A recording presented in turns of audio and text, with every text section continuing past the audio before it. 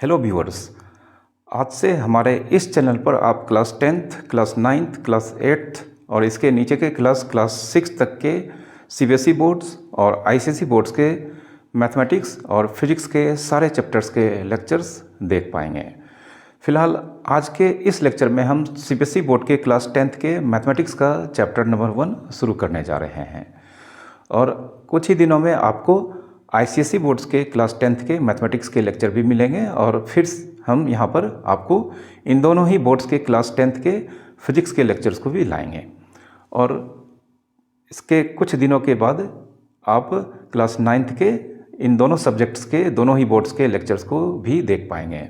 तो फिलहाल हमारा सारा focus class 10th CBSE boards और आईसीएसई बोर्ड्स के फिजिक्स और मैथमेटिक्स के सिलेबस में जितने भी चैप्टर्स हैं उस पर होगा।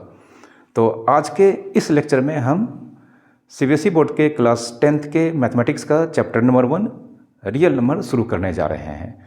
तो वीडियो को आप बिना स्किप करके आखिरी तक देखेंगे और साथ ही साथ वीडियो के अंदर जो भी इंस्ट्रक्शंस आपको यहाँ पर दिए जाएंगे, अगर आप उसे फॉलो कर पाते हैं तो आप घर में ही रहकर इन सारे सब्जेक्ट्स के अंडर जो भी सिलेबस दिए गए हैं आप उसके अच्छे से प्रिपरेशन कर पाएंगे और इस तरह से आप अपने बोर्ड्स के एग्ज़ाम या क्लासेस में जो भी आपके एग्ज़ाम्स होते हैं इन दोनों सब्जेक्ट्स के, उसमें आप अच्छे नंबर या टॉप कर सकते हैं। तो स्वागत है आपका हमारे इस एजुकेशनल चैनल पर। आइए शुरू करते हैं आज का प्यारा सा लेक्चर। तो आइए शुरू करते हैं आज का chapter class 10th mathematics CBSE board chapter number 1 real numbers. Real numbers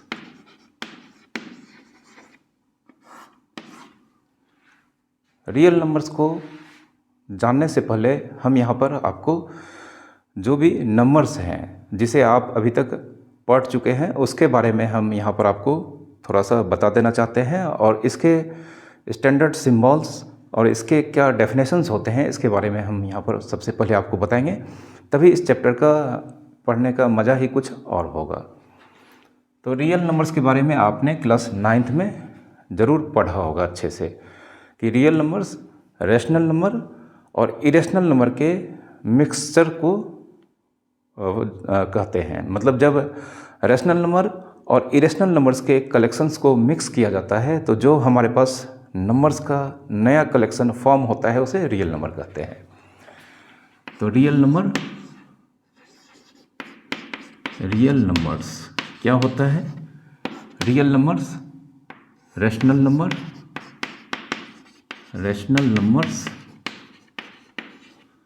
plus irrational numbers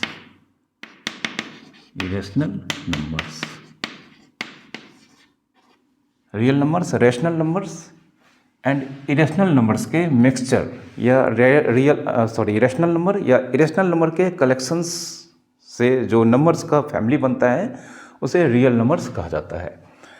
अब रैशनल नंबर हम लोग जानते हैं कि रैशनल नंबर p/q के फॉर्म में होता है। जो भी रैशनल नंबर होते हैं वह p/q के फॉर्म में होते हैं। यहाँ पर p और q ये दोनों के दोनों इंटीजर्स होते हैं, ये दोनों ही इंटीजर्स होते हैं और यहाँ पर यह q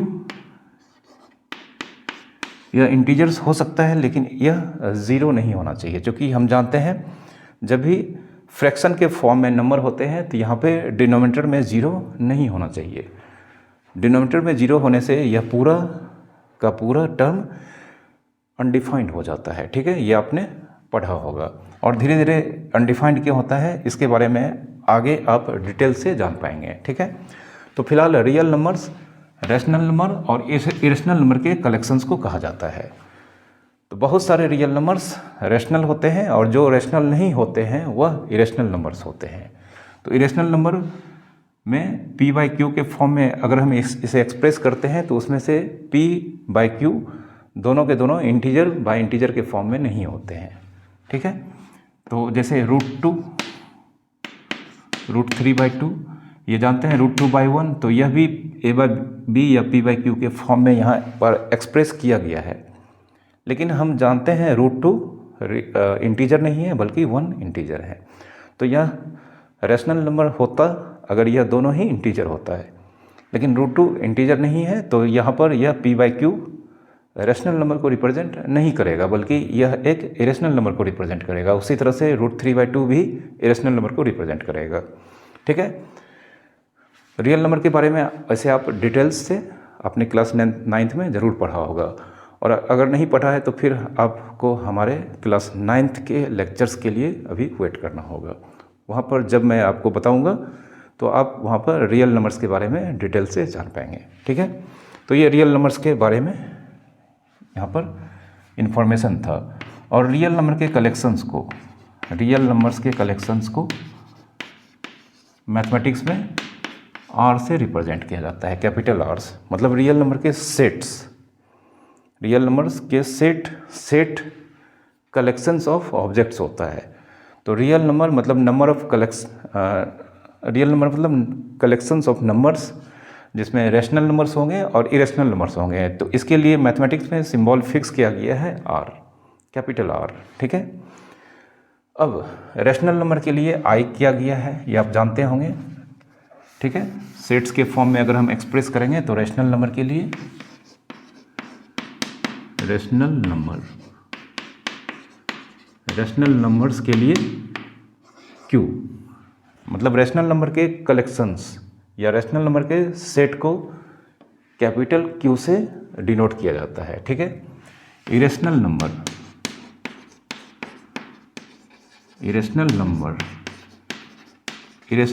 के सेट को टी से रिप्रेजेंट किया जाता है। मतलब इरेशनल नंबर के कलेक्शंस को सिंबल टी से रिप्रेजेंट किया जाता है। ठीक है, तो सेट्स के बारे में आप क्लास 11th के मैथमेटिक्स में पढ़ेंगे। बस हम यहाँ पर सिर्फ आपको इस रियल नंबर के कलेक्शंस या सेट्स को किस सिंबल से रिप्रेजेंट करते हैं, बस इतना ही आपको हमने यहाँ पर बताया है, और इतने पर ही आप यहाँ पर इस बात को ख़त्म करेंगे। ठीक है, अब natural number, whole number, even number, integers, ये सब आपको थोड़ा सा जान लेना होगा।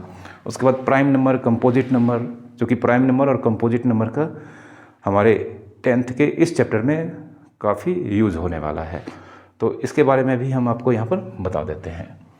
नेचुरल नंबर्स, अगर आपको नहीं पता है तो नेचुरल नंबर को काउंटिंग नंबर्स भी बोलते हैं। ठीक है, नेचुरल नंबर को काउंटिंग नंबर्स भी बोलते हैं, और यह 1 2 3 इस तरह से इसका कलेक्शन होता है। मतलब सबसे छोटा नेचुरल नंबर 1 होता है, उसके बाद के नेचुरल नंबर 2 3, ठीक है, इस तरह से होते हैं, और यह इन्फिनाइट नंबर्स में होते हैं। मतलब यह ऐसा नहीं है कि एक नेचुरल नंबर ऐसा होगा जो लास्ट होगा। 1 2 3 से लेकर इन्फिनाइट नेचुरल नंबर हमारे नंबर सिस्टम में हैं। उसके कलेक्शंस में इन्फिनाइट नेचुरल नंबर्स यहाँ पर होंगे। तो इसमें से सबसे स्मॉलेस्ट नेचुरल नंबर 1 है, और किसी भी दो कंसेक्यूटिव नेचुरल नंबर्स के बीच का डिफरेंस 1 होता है। ये आपको मालूम होना चाहिए। जैसे 1 और 2 के बीच का डिफरेंस 1 है, 2 और 3 जो दो कंसेक्यूटिव नेचुरल नंबर है, इसका डिफरेंस 1 है। तो ये आपको मालूम होना चाहिए। ठीक है, और नेचुरल नंबर के कलेक्शन या इसके सेट को रिप्रेजेंट किया जाता है कैपिटल N से। ठीक है, तो ये नेचुरल नंबर के बारे में आपको हमने बताया। दूसरा जो नंबर आता है वह होल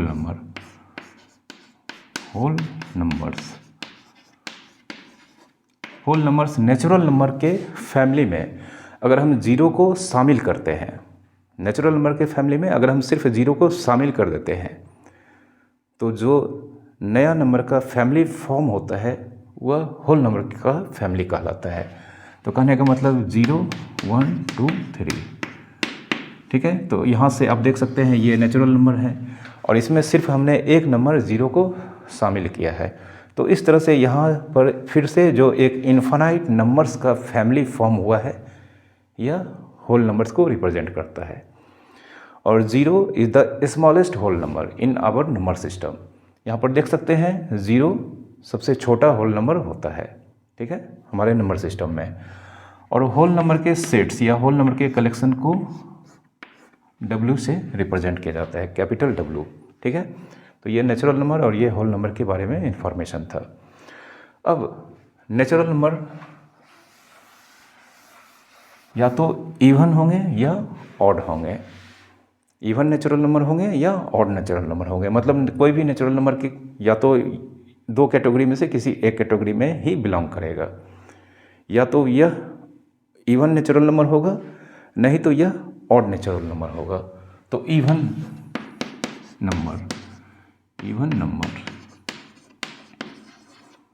नंबर्स के बारे में क्या डेफिनेशन है कि जो भी नंबर 2 से एग्जैक्टली डिविजिबल होता है, कोई भी नंबर जो 2 से एग्जैक्टली डिविजिबल होता है वह सारा नंबर, मतलब वह नंबर इवन नंबर होता है। तो नंबर डिविजिबल बाय 2, जो भी नंबर 2 से डिविजिबल होते हैं वह इवन नंबर कहलाते हैं। जैसे एग्जांपल 2, 4, 6, 8, 10, तो यहाँ पे भरे पड़े हैं। नेचुरल नंबर के केस में 2, 4, 6, 8, 10 इन्फिनाइट नेचुरल नंबर ऐसे हैं जो इवन नंबर्स के कैटेगरी में आते हैं। यहाँ पर ये सारे नंबर्स को अगर हम 2 से डिवाइड करेंगे तो यह 2 से एग्जैक्टली डिवाइड होगा। एग्जैक्टली डिवाइड होने का मतलब जब हम डिवाइड करेंगे तो हमारे पास रिमाइंडर 0 होना चाहिए। किसी भी नंबर को अगर हम एक नंबर से डिवाइड करते हैं और रिमाइंडर अगर 0 आता है तो हम कहते हैं the number is exactly divisible. ठीक है, तो जो भी नंबर इवन नंबर होते हैं वह 2 से एग्जैक्टली डिविजिबल होंगे। इसका मतलब अगर हम 2 से इसे डिवाइड करेंगे तो हमारे पास रिमाइंडर ऑलवेज 0 आएगा। तो होल नंबर के केस में अगर एग्जांपल लेंगे, होल नंबर के केस में इवन नंबर तो 0, 2, 4, 6, 8। ठीक है, ये होल नंबर के केस में होगा। होल नंबर के केस में इसका एग्जांपल 0 से शुरू होगा। 0 आपको याद रखना है, 0 is also a even number. 0 को 2 से डिवाइड करने पे मतलब रिमाइंडर इस केस में 0 होता है, इसलिए 0 को होल नंबर के कैटेगरी में रखा गया है। ठीक है, तो होल नंबर के केस में जो इवन नंबर होंगे यह 0 से स्टार्ट होगा, 0 के बाद 2, 4, 6 और इस तरह से इसमें भी इन्फिनाइट इवन नंबर होंगे। ठीक है, तो यह इवन नंबर के बारे में डेफिनेशन था। अब ऑड नंबर, जो नंबर 2 से डिविजिबल नहीं होते हैं, मतलब 2 से डिवाइड अगर हम करते हैं तो रिमाइंडर कुछ न कुछ 0 को छोड़कर मिलता है। तो 0 को छोड़कर रिमाइंडर 2 से डिवाइड करने पे हम जानते हैं अगर डिवाइड नहीं होगा तो रिमाइंडर 1 होगा। मतलब जिस नंबर को डिवाइड करने पर रिमाइंडर 1 ऑब्टेन होगा वह सारा नंबर इवन नंबर के कैटेगरी में आएगा। ठीक है, एग्जांपल देते हैं पहले। ऑड नंबर्स, जो भी नंबर 2 से डिविजिबल नहीं होंगे, एनी नंबर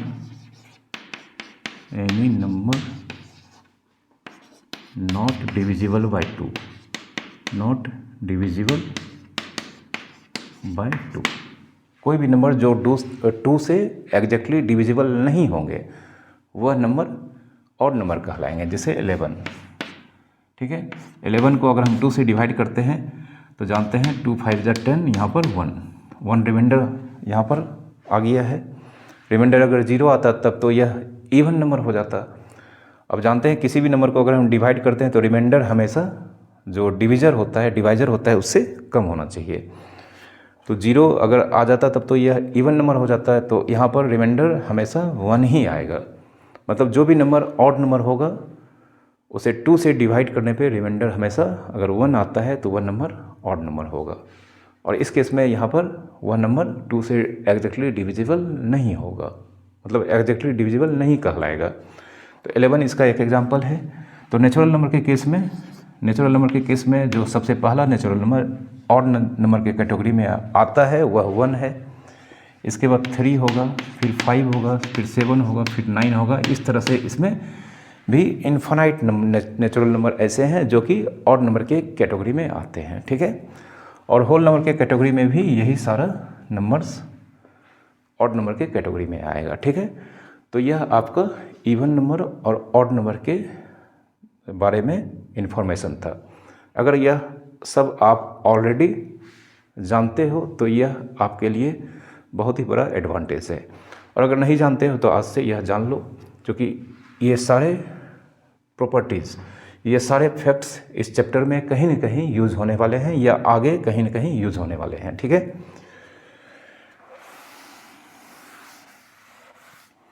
एक चीज़ और, तो सबसे पहले हम इंटीजर को जान लेते हैं, तब हम आपको बताएंगे।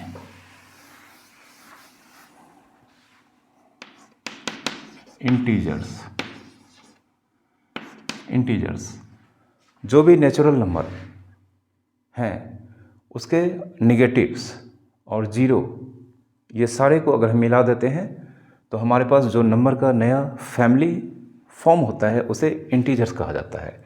तो सबसे पहले अगर हम नेचुरल नंबर, हमारे पास 1 2 3 और भी बहुत सारे हैं, तो ये सारे नेचुरल नंबर हैं। अब इसके साथ अगर हम ज़ीरो और इसके बाद अगर हम इन सारे नेचुरल नंबर का नेगेटिव को यहाँ पर शामिल कर दें, -1 -2 -3 -4 और इस तरह से यह पीछे, तो देख सकते हैं यह नेचुरल नंबर है, यह इन सारे नेचुरल नंबर का नेगेटिव है और इसमें हमने एक ज़ीरो को भी शामिल कर दिया है। तो इस तरह से ये सारे नंबर से मिलकर जो नंबर का नया कलेक्शन फॉर्म होता है इसे इंटीजर्स का कलेक्शन कहा जाता है। ठीक है, इसे इंटीजर्स का कलेक्शन कहा जाता है और इंटीजर्स को रिप्रेजेंट किया जाता है, इंटीजर्स को या इंटीजर्स के कलेक्शंस को या इंटीजर्स के सेट को रिप्रेजेंट किया जाता है z या i से। ठीक है, तो z सबसे ज़्यादा यूज़ होने वाला सिंबल है। अब इंटीजर तीन तरह के होते हैं, इंटीजर तीन तरह के होते हैं या तीन कैटेगरी के होते हैं, पॉजिटिव इंटीजर्स, नेगेटिव इंटीजर्स और न्यूट्रल। तो जितना भी नेचुरल नंबर्स हैं, जीरो के राइट साइड जो भी इंटीजर्स हैं ये सारे पॉजिटिव इंटीजर्स कहलाते हैं, मतलब 1 2 3, ठीक है, ये सारे पॉजिटिव इंटीजर्स कहलाएंगे, पॉजिटिव इंटीजर्स। और इन सब का यहाँ पर निगेटिव, मतलब जीरो के लेफ्ट साइड -1 -2 -3, ठीक है, ये सब निगेटिव इंटीजर्स कहलाएंगे, निगेटिव इंटीजर्स। ठीक है, तो इंटीजर्स ये 1 2 3 जो कि नेचुरल नंबर है ये सब पॉजिटिव इंटीजर्स कहलाते हैं। और फिर इन सब का अपोजिट, जैसे 1 का अपोजिट -1 होगा, 2 का अपोजिट -2 होगा, 3 का अपोजिट -3 होगा, ये सारे नंबर के कलेक्शन या इंटीजर के कलेक्शन निगेटिव इंटीजर्स कहलाते हैं। और ज़ीरो मात्र एक ऐसा इंटीजर है जो न्यूट्रल इंटीजर कहलाता है। ठीक है, तो ज़ीरो न्यूट्रल इंटीजर,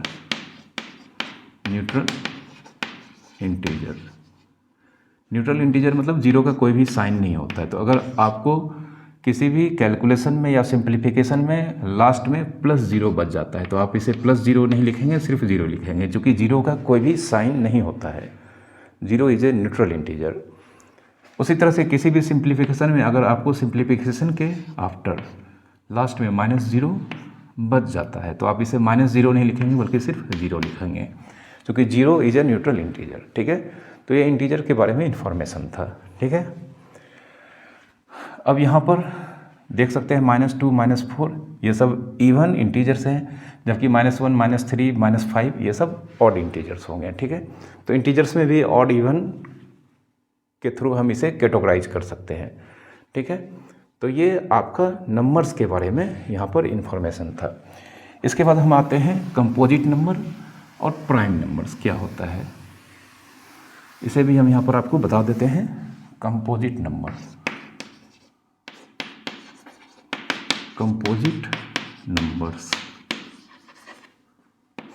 ठीक है, कंपोजिट नंबर वैसे नंबर जिसके 2 से अधिक डिवाइजर होते हैं, एक ऐसा नंबर जिसका कम से कम 2 से अधिक डिवाइजर होता है, इस तरह के सारे नंबर कंपोजिट नंबर कहलाते हैं।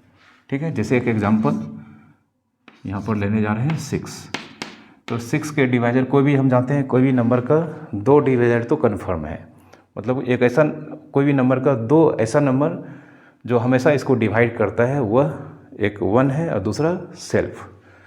तो 6 को डिवाइड करने वाला नंबर 1 2 3 6। तो हम देख सकते हैं यहाँ पर 6 के मोर देन 2 डिवाइज़र हैं। डिवाइज़र क्या होता है? किसी भी नंबर का डिवाइज़र उस नंबर को एग्जैक्टली डिवाइड करता है। जैसे 1 6 को एग्जैक्टली डिवाइड करता है तो 1 इसका एक डिवाइज़र हो गया। 2 6 को एग्जैक्टली डिवाइड करता है तो 2 6 का एक दूसरा डिवाइज़र हो गया। इसी तरह से 3 भी 6 को डिवाइड करता है एग्जैक्टली तो 3 इसका एक डिवाइज़र हो गया। यह डिवाइज़र का डेफिनेशन है या मीनिंग है। तो 6 के यहाँ पर मोर देन 2 डिवाइज़र हैं। उसी तरह से 15 के 1 3 5 15 के भी यहाँ पर मोर देन 2 डिवाइज़र हैं। तो 15 भी कंपोजिट नंबर हो गया। ठीक है। 18 का 1 होगा, 2 होगा, 3 होगा, 6 होगा, 9 होगा, 18 होगा। तो 18 के भी यहाँ पर मोर देन 2 डिवाइज़र हैं। तो इस तरह से ये सारे नंबर कंपोजिट नंबर हैं। तो इसका डेफिनेशन हम यहाँ पर आपको लिख देते हैं। एनी नंबर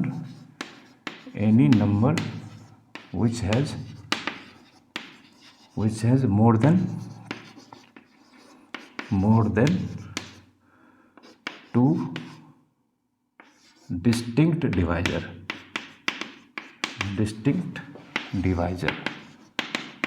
डिस्टिंक्ट मतलब होता है डिफरेंट। ठीक है। कोई भी नंबर जिसके 2 से अधिक डिस्टिंक्ट डिवाइज़र होंगे वो सारे नंबर कंपोजिट नंबर कहलाएंगे। ठीक है। कंपोजिट नंबर के बाद प्राइम नंबर्स क्या होते हैं?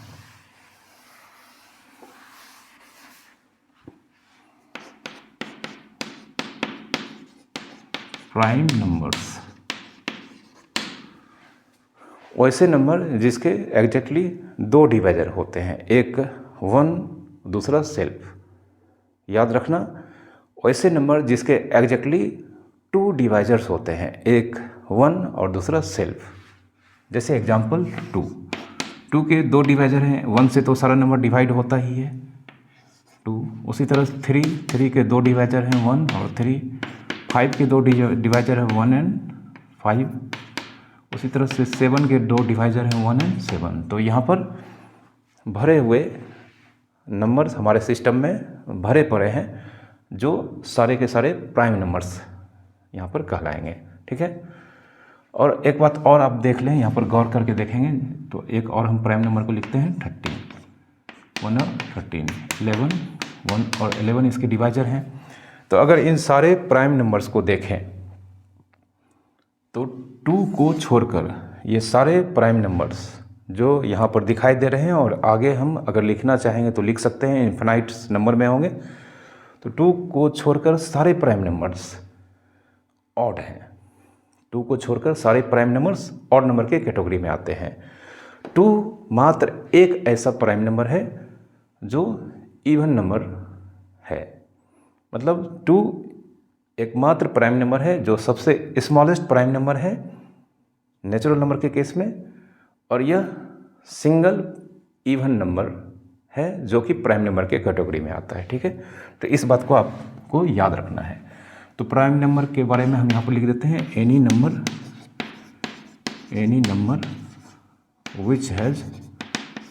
which has exactly 2 divisor 1 and self only। कोई भी नंबर जिसका एग्जैक्टली 2 डिवाइज़र होगा, एक 1 और दूसरा वह नंबर खुद। ठीक है। तो इस तरह के नंबर प्राइम नंबर के कैटेगरी में आएंगे। ठीक है। और 2 स्मॉलेस्ट प्राइम नंबर यह स्मॉलेस्ट प्राइम नंबर है and single even prime number.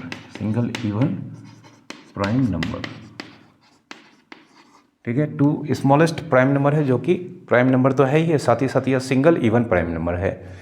इसके अलावे जो भी प्राइम नंबर्स हैं हमारे नंबर सिस्टम में, वो सारे के सारे ऑड नंबर के कैटेगरी में आते हैं। ठीक है।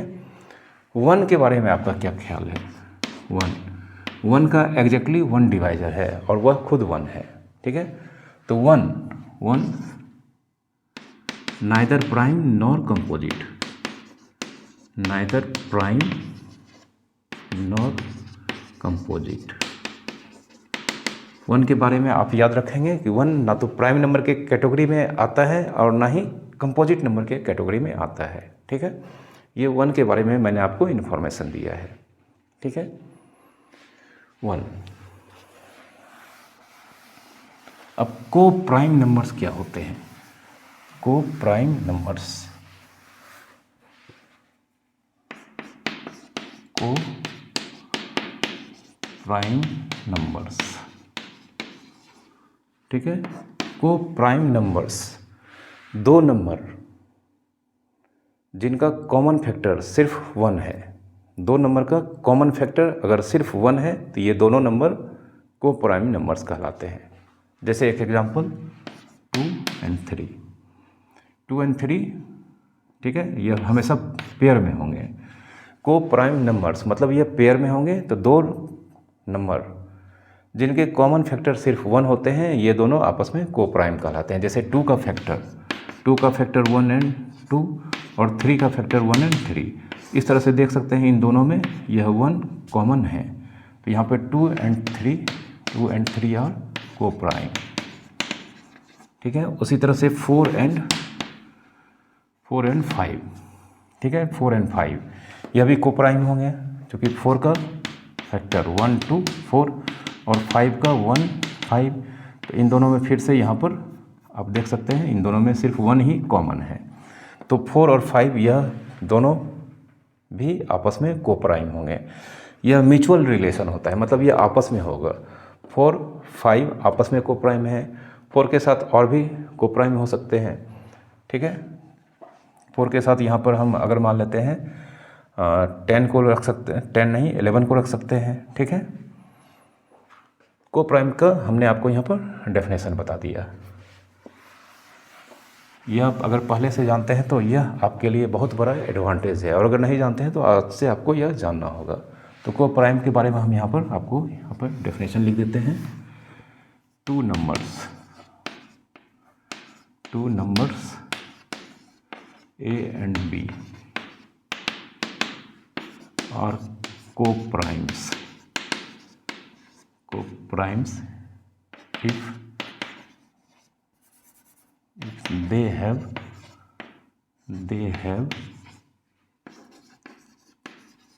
common factor 1 only। दो नंबर ए और बी को प्राइम कहलाएंगे जब इन दोनों के कॉमन फैक्टर सिर्फ 1 होंगे, ठीक है।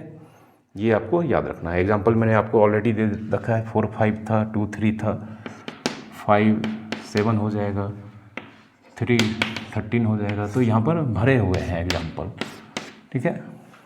अब हम आपको रियल नंबर्स जो हमारे सिलेबस में क्लास 10th के सिलेबस में है उसके बारे में हम यहाँ पर डिस्कशन स्टार्ट करने जा रहे हैं। तो रियल नंबर में सबसे पहले यहाँ पर चूँकि नेचुरल नंबर भी रियल नंबर्स ही होते हैं, जितने भी natural numbers, integers, whole numbers हैं ये सारे के सारे रियल नंबर के अंडर ही आते हैं, ठीक है।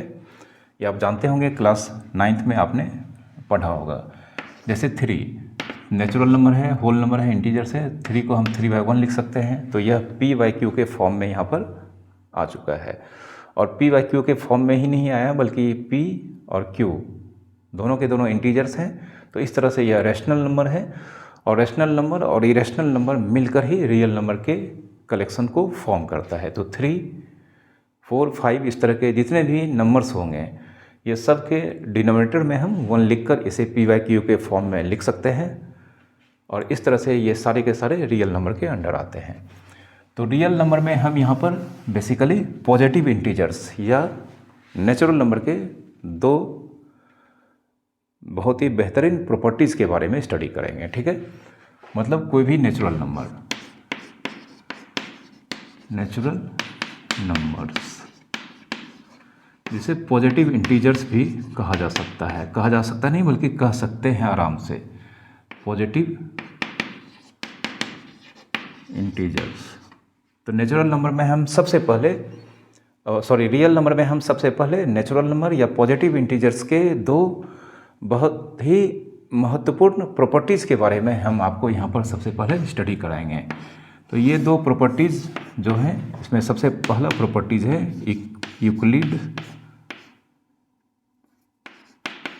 Euclid's division algorithm.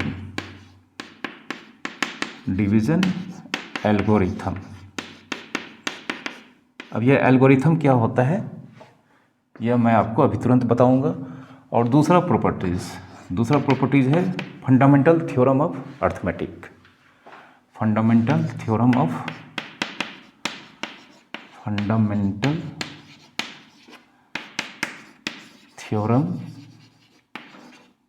अर्थमेटिक। ठीक है, तो ये दोनों ही प्रॉपर्टीज़ यहाँ पर सिर्फ और सिर्फ हम नेचुरल नंबर के लिए ही स्टडी करेंगे। हालांकि यह इंटीजर्स के लिए भी आगे चल के स्टडी किया जाता है, लेकिन हम यहाँ पर सिर्फ हमारे सिलेबस में यूक्लिड डिवीज़न एल्गोरिथम का प्रॉपर्टीज़ नेचुरल नंबर पे अप्लाई करके स्टडी करना है। ठीक है, अब यहाँ पर एल्गोरिथम क्या होता है? एल्गोरिथम तब हम आपको यूक्लिड डिवीज़न एल्गोरिथम के बारे में बताएंगे। उसके पहले एल्गोरिथम वर्ड, इसका मीनिंग क्या होता है ये मैं आपको बता देना चाहता हूँ। एल्गोरिथम को हम कह सकते हैं रूल। Algorithm means rule. तो इसे डिफाइंड किया गया है कि वेल डिफाइंड स्टेप्स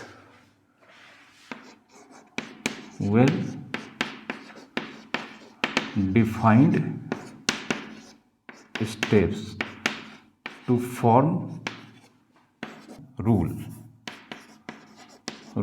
और method to solve a problem. ठीक है, वेल डिफाइंड स्टेप्स मतलब बहुत सारा स्टेप्स जो एक्चुअल में डिफाइंड होना चाहिए। ये नहीं कि किसी भी तरह के स्टेप्स हम ले सकते हैं। तो बहुत सारा वेल डिफाइंड स्टेप्स मिलकर अगर एक रूल और एक मेथड तैयार करते हैं एक प्रॉब्लम को सॉल्व करने के लिए, तो इस तरह के टर्म को हम एल्गोरिथम कहते हैं। एक एग्जांपल से मैं इसको समझाता हूँ। जैसे मान लो आपको मेडिकल का एंट्रेंस या मेडिकल या डॉक्टर बनना है, तो इसके लिए बहुत सारे स्टेप्स, वेल डिफाइंड स्टेप्स को आपको फॉलो करना होगा बचपन से ही। तो सबसे पहले जिसे भी डॉक्टर बनना है अपने लाइफ में, तो सबसे पहले उसे स्टडी करना होगा, पहला स्टेप हो गया। अब स्टडी करने के बाद उसे सबसे पहले क्लास 10th के एग्ज़ाम को पास करना होगा, जो सारे बच्चे करते हैं ये करना होगा।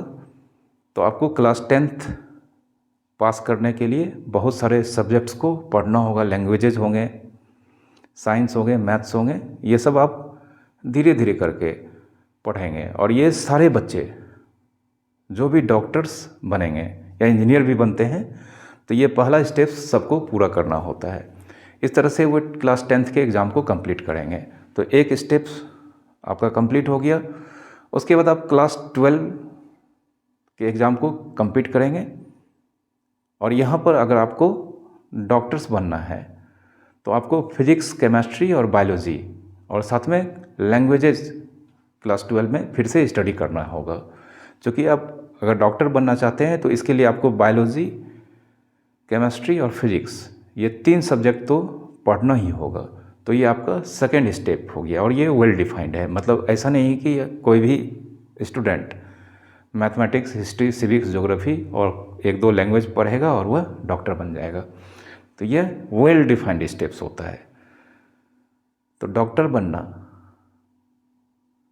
मतलब हमारे पास एक प्रॉब्लम है जिसको सॉल्व करना है। मतलब डॉक्टर के बनने के लिए हमें इसके एंट्रेंस एग्ज़ाम को क्लियर करना होगा, जो एक हमारे लाइफ में प्रॉब्लम की तरह खड़ा है। तो इस प्रॉब्लम को सॉल्व करने के लिए सबसे पहले आपको क्लास 10th जो कि फर्स्ट स्टेज या स्टेप हो गया, इसे पार करना होगा। उसके बाद क्लास 12 के एग्ज़ाम को फिजिक्स, केमिस्ट्री, बायोलॉजी और लैंग्वेजेस के साथ क्लियर करना होगा अच्छे मार्क्स से। अच्छे मार्क्स से आप अगर क्लियर कर पाएंगे तभी तो आपके पास नॉलेज होगा, और उसके बाद आप मेडिकल के एंट्रेंस एग्ज़ाम को फेस करेंगे और उसमें आप बहुत सारे क्वेश्चन को सॉल्व कर पाएंगे जब आप अच्छे मार्क्स लाएंगे तभी।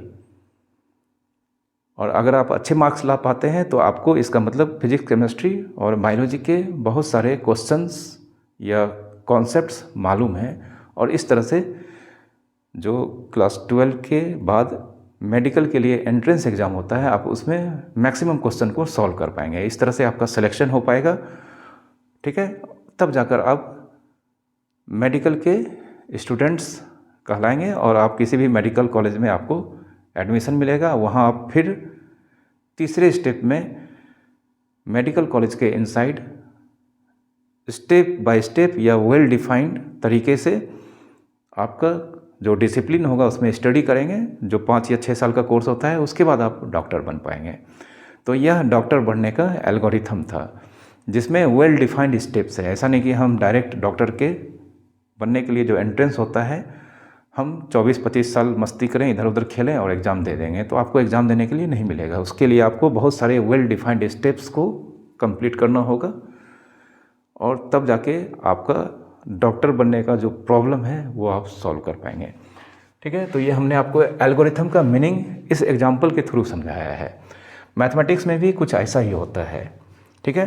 तो यूक्लिड डिवीजन एल्गोरिथम मीन्स किसी भी प्रॉब्लम को सॉल्व करने का एक रूल है जिसमें बहुत सारे स्टेप्स को, वेल डिफाइंड स्टेप्स को यहाँ पर परफॉर्म करना होता होगा, ठीक है। तो ये एल्गोरिथम का मतलब आपको सीधा समझना है कि रूल या मेथड किसी भी प्रॉब्लम को सॉल्व करने का जिसमें हम बहुत सारे स्टेप्स को परफॉर्म करेंगे, ठीक है। तो यूक्लिड डिवीजन एल्गोरिथम के बारे में हम सबसे पहले यहाँ पर स्टडी करेंगे, उसके बाद हम फंडामेंटल थ्योरम ऑफ अर्थमेटिक, इसे हम नेक्स्ट लेक्चर में इसके बारे में आपको बताएंगे। तो आज का हमारा सारा फोकस यूक्लिड डिवीजन एल्गोरिथम के ऊपर होगा, ठीक है। तो यूक्लिड डिवीजन एल्गोरिथम क्या है? यूक्लिड डिवीजन एल्गोरिथम, ये एल्गोरिथम या ये रूल या मेथड नेचुरल नंबर के बारे में कहा गया है, ठीक है। ये कहा गया है कि अगर a एक नेचुरल नंबर है, a नेचुरल नंबर है और इस नेचुरल नंबर को अगर हम b से डिवाइड कर रहे हैं, ठीक है, इस नेचुरल नंबर a को अगर हम b से डिवाइड कर रहे हैं, ठीक है, when a is divisible by b, इस नेचुरल नंबर को अगर हम एक दूसरे नेचुरल नंबर b से डिवाइड कर रहे हैं, b क्या है? b also a natural number, ठीक है। तो यूक्लिड डिवीजन एल्गोरिथम क्या करता है? इसमें a एक नेचुरल नंबर हमें लेना है, पहला वेल डिफाइंड स्टेप हो गया, और इसे अगर हम एक दूसरे नेचुरल नंबर से डिवाइड करना होता है जो कि यहाँ पर b है, तो हमें यहाँ पर एक रिमाइंडर मिलता है, ठीक है। तो हमें यहाँ पर एक रिमाइंडर मिलेगा, तो then we get a reminder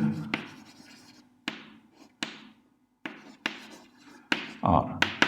तो जब हम एक नेचुरल नंबर को एक दूसरे नेचुरल नंबर b से डिवाइड करेंगे तो हमें एक रिमाइंडर मिलेगा जो हम यहाँ पर उसके वैल्यू को r से रिप्रेजेंट करेंगे, एंड यह रिमाइंडर r हमेशा इस b से छोटा होगा, ठीक है, and r is always less than b, ठीक है। यह जो रिमाइंडर r होगा यह ऑलवेज लेस देन b होगा। यह यूक्लिड डिवीजन एल्गोरिथम का स्टेटमेंट है, यह डेफिनेशन है। एक नेचुरल नंबर को दूसरा नेचुरल नंबर b से अगर डिवाइड करते हैं तो हमें यहाँ पर एक रिमाइंडर r मिलेगा, और यह रिमाइंडर हमेशा इस नंबर b जिससे हम a को डिवाइड कर रहे हैं इससे हमेशा इस छोटा होगा, ठीक है। लेस होगा, लेस मतलब इससे कम होगा। ठीक है, यह यूक्लिड डिवीजन का एल्गोरिथम है।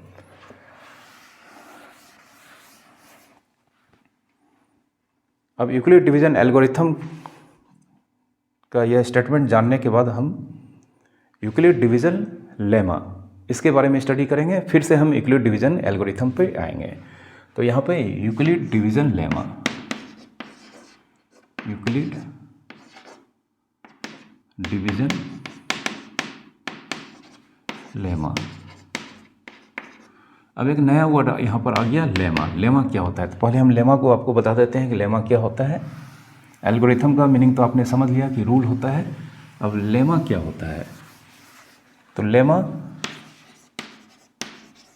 हम कह सकते हैं यह एक एक्जियम होता है। एक्जियम आपने पढ़ा होगा, थ्योरम एक्जियम, तो यह एक्जियम होता है। मतलब यह एक ऑलरेडी प्रूवन स्टेटमेंट होता है, इसे प्रूफ नहीं किया जा सकता है। मतलब ए प्रूवन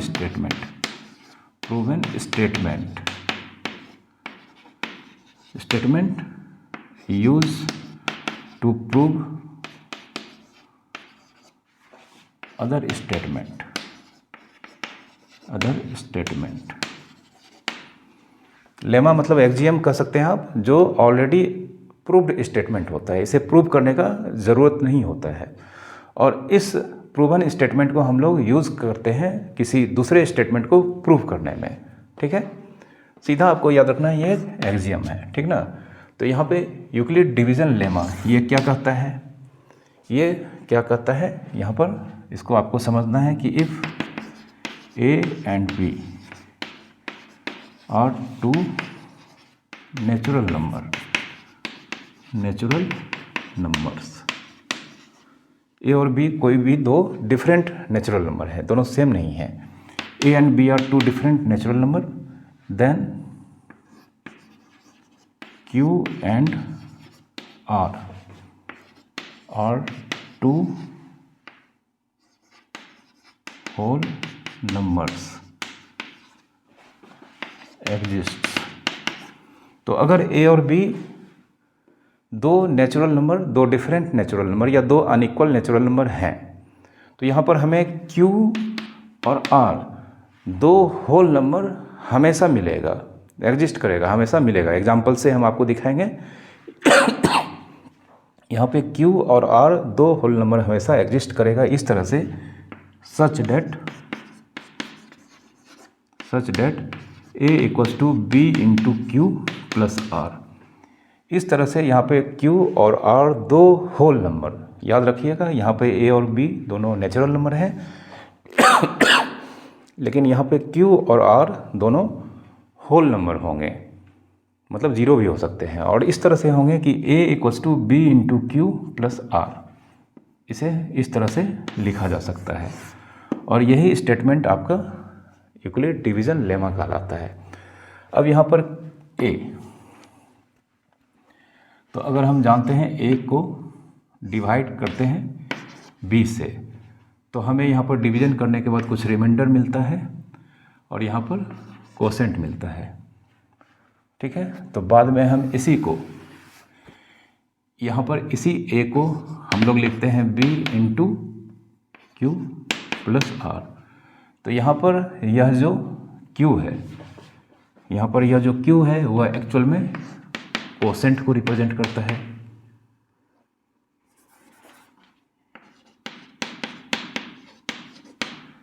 Q एक्चुअल में कोसेंट को रिप्रेजेंट करता है, R यहाँ पर रिमाइंडर को रिप्रेजेंट करता है। मतलब यहाँ पर यह जो R है यह रिमाइंडर को रिप्रेजेंट करता है। B यहाँ पर डिवाइजर को रिप्रेजेंट करता है, B यहाँ पर डिवाइजर को रिप्रेजेंट करता है। और A यहाँ पर डिविडेंड को रिप्रेजेंट करता है, डिविडेंड।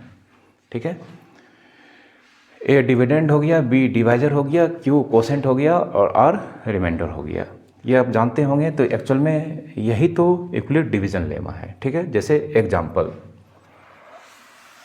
से हम आपको इसको एक्सप्लेन करके बताते हैं। जैसे एग्जाम्पल, अगर हम मान लेते हैं यहाँ पर 15 और अगर हम 4 दो नंबर लेते हैं, 15 और 4 दो नंबर लेते हैं, तो यहाँ पे अगर हम 15 को 4 से डिवाइड करते हैं तो 4 3 या 12, ठीक है, और यहाँ पे 3 हमें रिमाइंडर मिलेगा। तो यहाँ पर हम 15 को लिख सकते हैं, 15 को हम लिख सकते हैं 4 इंटू 3 प्लस 3, 15 को 4 इंटू 3 प्लस 3। और यहाँ पर एक बात और, आर हमेशा यहाँ पर जो रिमाइंडर है या तो 0, जो कि आर और क्यू के बारे में हमने आपको बताया है कि होल नंबर होगा। तो यहाँ पे आर 0 या उससे बड़ा, लेकिन हमेशा बी से छोटा होगा, बी से छोटा होगा। और क्यू और आर दोनों होल नंबर हो सकते हैं, क्यू और आर दोनों, मतलब क्यू भी 0 हो सकते हैं। इसके एग्जांपल मैं यहाँ पर आपको दूंगा, ठीक है। तो यहाँ पे 15 को हम 4 इंटू 3 प्लस 3 लिख सकते हैं, ठीक है। तो इस तरह से यहाँ पर इस तरह से a equals to B into Q plus R. अगर हम इस 15 को 4 इंटू 3 प्लस 3 और इसे कंपेयर करें तो हियर a इक्वल्स टू 15 होगा, b इक्वल्स टू यहाँ पर 4 है और q इक्वल्स टू यहाँ पर 3 है और r का वैल्यू यहाँ पे 3 है, r का वैल्यू यहाँ पे 3 है। अब देख सकते हैं यहाँ पे r इस b से छोटा है, तो यहाँ पे 0 से 3 का वैल्यू 4 के बीच लाई करता है, ठीक है। तो यहाँ पर यह यूक्लिड डिवीजन लेमा को जस्टिफाई कर रहा है, ठीक है।